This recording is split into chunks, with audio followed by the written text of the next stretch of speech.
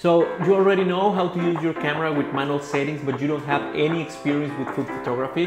Don't worry, I'm here to help. This is Chris from Estrada Creative, and today I'm gonna show you most of the things that you should know as a food photographer. So, shall we start?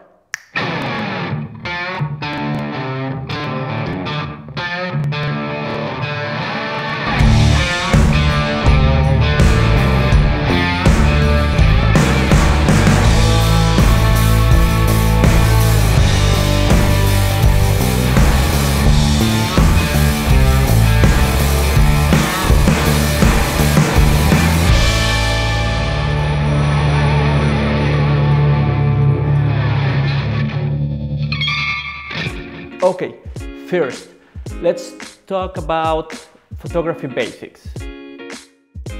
Let's talk about the IFS method by Stacy Purcell. It's a pretty interesting book about a war photographer. I come from ISO, F comes from the aperture number, and the S for the shutter speed.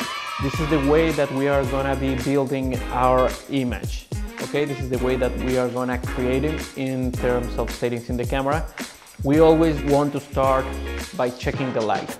We usually are gonna be working with two main sources of light: the ambient light or light of the scene, light coming from the sun, or artificial light. Okay, what is artificial light? It's any source of light that is not usually at the venue, that is not usually at the restaurant or in that kitchen or in our studio. It's a light that we can control, okay? So depending on the source of light, we will know if we need to increase the ISO, but as a general rule, we will try to keep the ISO as low as we can. The F number, we can play with this. I mean, we can be really artistical and have a really shallow depth of field, but most of the shootings for clients, we will try to be somewhere around 4 to 5.6, depending in the angle that we are shooting, or 8 to 11. The shutter speed. This is gonna be related to the type of light that we are using. If we are working with a speed light or a strobe, we want to match the speed of the light that we are using. 1/200 of a second in Nikon cameras, or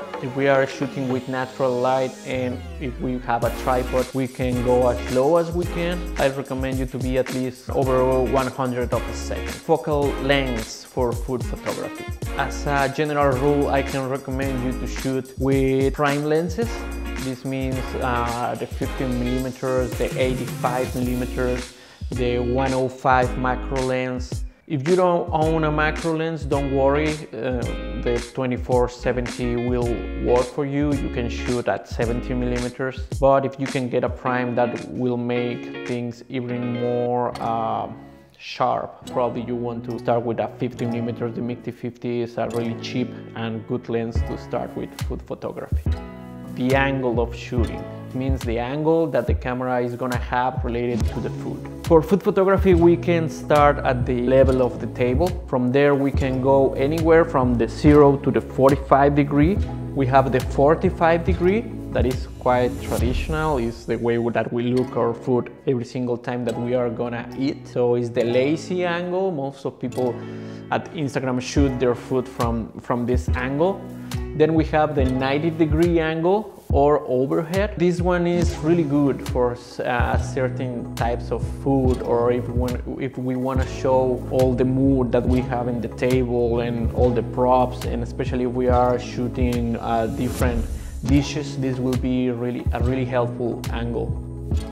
Thank you for joining me in this video. Please click follow if you are interested into food photography. If you want, hit the bell so you don't miss any of the new videos.